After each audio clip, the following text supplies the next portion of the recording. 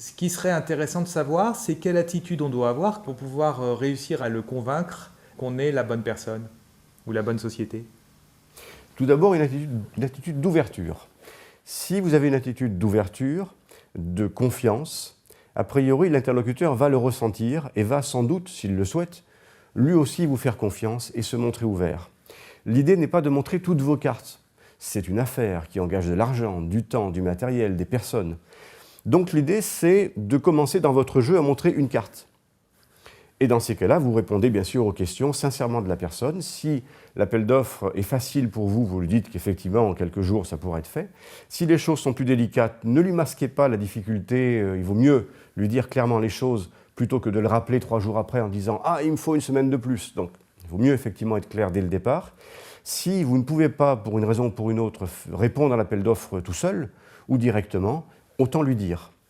L'idée, c'est de montrer une attitude d'ouverture et de confiance dès le départ.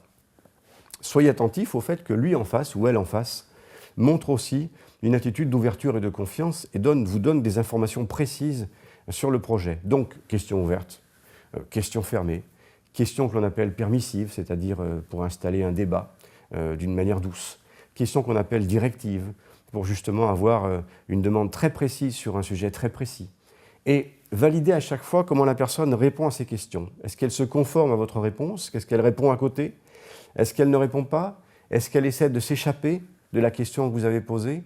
Tous ces éléments vont vous aider en principe à identifier la bonne foi de l'interlocuteur qui est en face de vous. Pour autant, il n'y a pas de recette miracle. L'intérêt, c'est que vous devez marquer votre territoire et séduire, entre guillemets, la personne, dans le sens convaincre, séduire, en environ 2 minutes. Vous avez entre 2 et 7 minutes au téléphone pour convaincre vraiment quelqu'un que ça vaut le coup d'aller plus loin. Donc, ne passez pas trop de temps sur des explications longues, vous le ferez en face à face. Soyez précis sur ce que vous savez faire, sur ce que vous ne savez pas faire, sur ce que vous pouvez faire éventuellement avec le concours d'autres intervenants dans l'entreprise ou d'autres intervenants extérieurs.